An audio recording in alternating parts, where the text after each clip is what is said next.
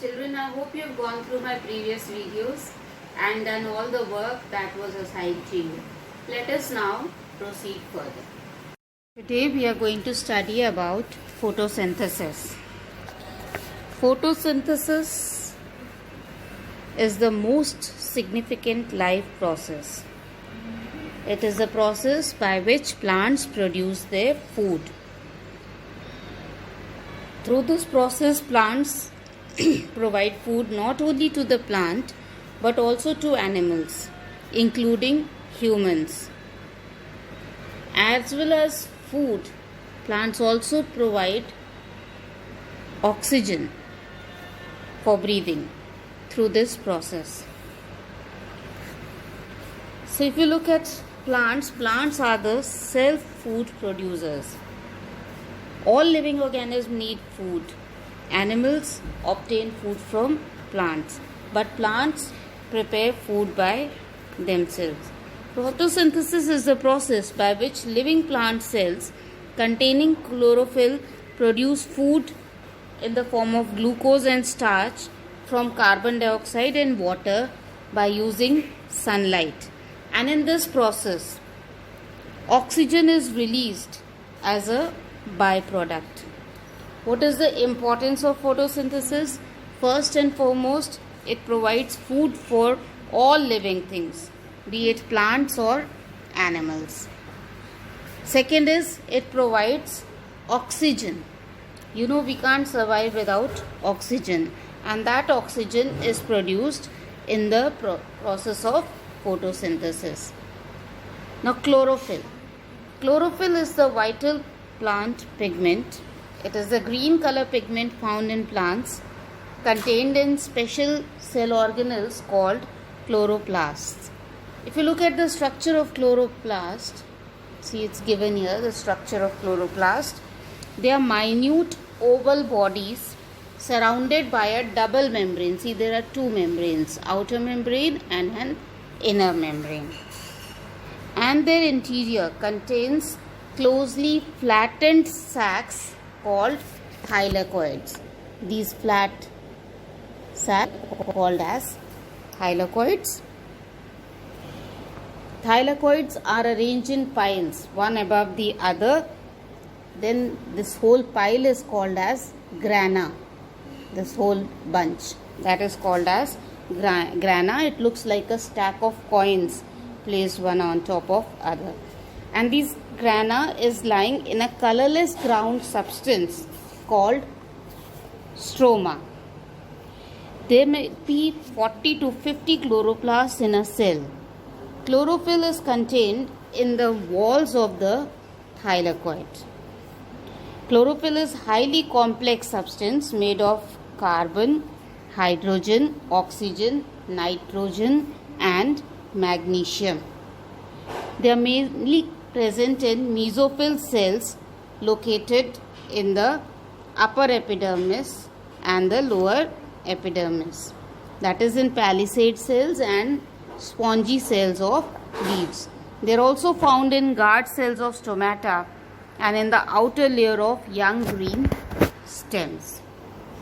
There may be more than 5 lakh chloroplasts per square millimeter of leaf surface. Chlorophyll, there are 9 types of chlorophylls. 2 of these, chlorophyll A and chlorophyll B, are the best known and they are the most abundantly found. So in total there are 9 types of chlorophyll, out of which most common ones are chlorophyll A and chlorophyll B. Too much of sunlight destroys the chlorophyll. But formation of chlorophyll cannot take place without the presence of sunlight. Alright. So it is sunlight is responsible both for formation as well as disintegration of chlorophyll. Now if you look at the stomata are minute openings occurring in large number on the lower surface of leaf. We studied about stomata in the chapter transpiration as well. It is the same stomata. Main function of stomata is to allow carbon dioxide from the atmosphere into the plant cell for photosynthesis. When stomata are not in use for photosynthesis, that is during darkness, they close the opening so that water loss is minimized from the leaves through transpiration. But if there is sunlight, they open again to allow carbon dioxide to diffuse in. Transpiration occurs along with photosynthesis. That is why it is said that transpiration is the price plant pays for photosynthesis. Photosynthesis cannot take place without carbon dioxide. For carbon dioxide to come into the cell, stomata has to open. And when the stomata opens, the water in the form of water vapor goes out from the stomata. That means transpiration takes place. Opening and closing of stomata are an account of movement of water in and out of guard cell.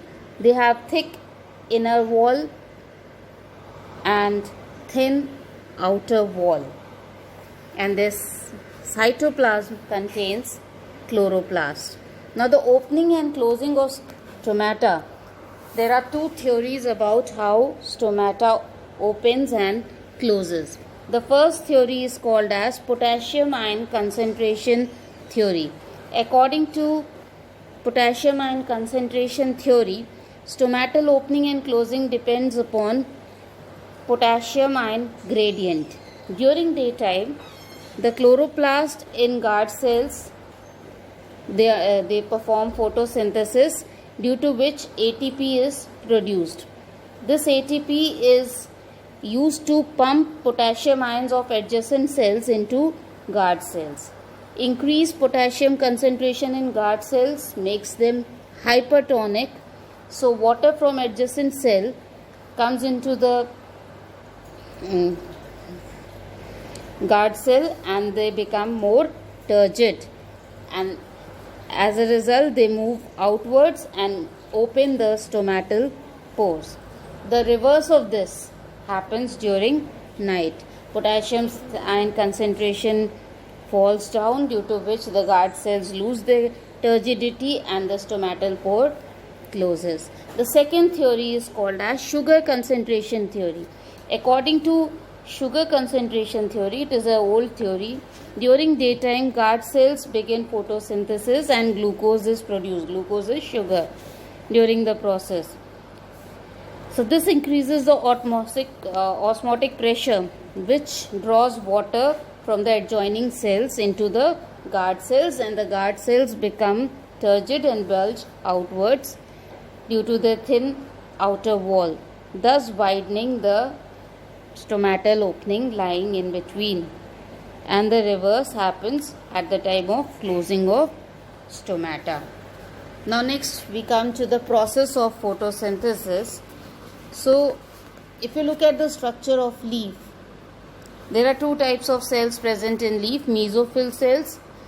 They are palisade and spongy. Two types of mesophyll cells: palisade cells. These are the palisade cells. They are near the upper epidermis and there is no space in between. And spongy cells, they have air spaces in between. Alright, during daytime, when sunlight falls on the leaf, light energy is trapped by chlorophyll of upper layers of mesophylls, especially the palisade cells. Just below the upper epidermis, I told you now, are the palisade cells. They trap the sunlight, the chlorophyll present in palisade cells. This energy is utilized in chemical process involved in manufacture of food, and the raw material used in this process is carbon dioxide and water. Carbon dioxide from atmosphere enters by diffusion down a concentration gradient through stomata. Water from soil is absorbed by the roots and sent up through the stem and finally to the leaves, where it is distributed in mesophyll cell. The chemical equation of photosynthesis is, it's given here, 6CO2 plus 12H2O in presence of sunlight and chlorophyll gives you C6H12O6 plus 6H2O plus 6O2. The glucose molecule is simple sugar and it is readily soluble in water. 6 molecules of water are liberated at the end of the process, and those that are reformed during chain of reactions, they are not the original. Out of these 12, they are not the same of these 12. This 12 was used up and these are newly formed 6 water molecules. Okay. Now next is light dependent. The photosynthesis process takes place in 2 steps. The first step is light dependent phase of photosynthesis, which is also called as photochemical phase. In this, the name itself is telling you light plays the major role. Number of chemical reactions occur in this in quick succession, and these reactions are initiated by light, so it is called as photochemical phase. Light reaction takes place in thylakoid, which contain chlorophyll. It occurs in 2 main steps. First step is activation of chlorophyll. Chlorophyll on exposure to light becomes activated by absorbing photons. And second is splitting of water. That is also called as photolysis. Water molecule breaks into its 2 components, hydrogen ion and oxygen, and releases electrons. So this is known as photolysis. Lysis means breakdown, photo means sunlight. So water molecule is getting broken down in presence of sunlight. End result of the products of photolysis, the hydrogen ion which is formed, they are picked up by a compound called NADP, nicotinamide adenine dinucleotide phosphate, to form NADPH, reduced nicotinamide adenine diphosphate. Okay, all this takes place in presence of enzyme. The oxygen is given out as molecular O2, and apart from this, if you see the reaction, electrons are also released.